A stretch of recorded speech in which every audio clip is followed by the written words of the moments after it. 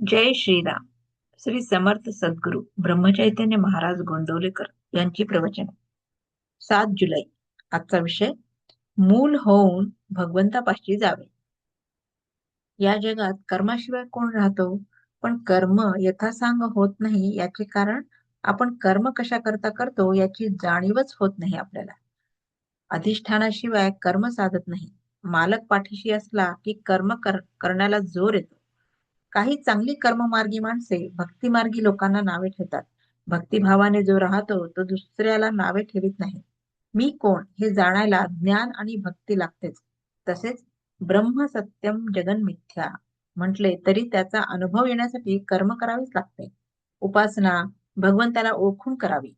लहान मूल आईकडे डोळे करून मुकाट्याने दूध पिते, त्याप्रमाणे समर्थांसारख्यांनी जे सांगितले ते आम्ही निमूटपणे करावे. डोळे मिटून जितके काम होईल, अंधश्रद्धेने जे होईल ते अभिमानाने ज्ञानाचे डोळे उघडे ठेवूनही होणार नाही. मूल होऊन भगवंताला ओळखावे. याला अडचण एकच असते, माझे शहाणपण आड येते. भक्त मुलांसारखे वागतात, म्हणून त्यांचे लाड देव पुरवितो.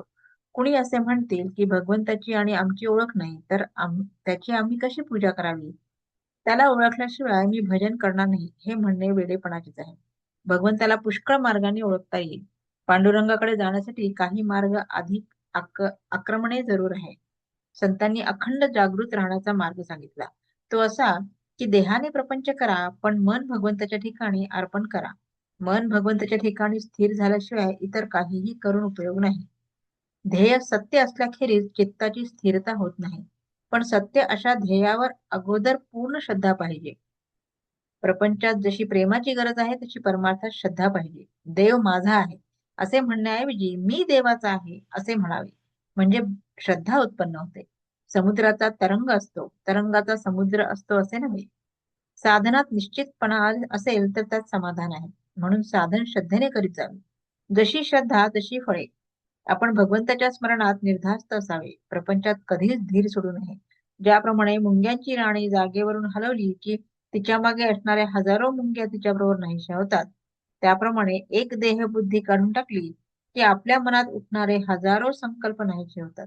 या देहबुद्धीच्या पलीकडे गेल्यावर जे ज्ञान होते त्यालाच आत्मज्ञान म्हणतात.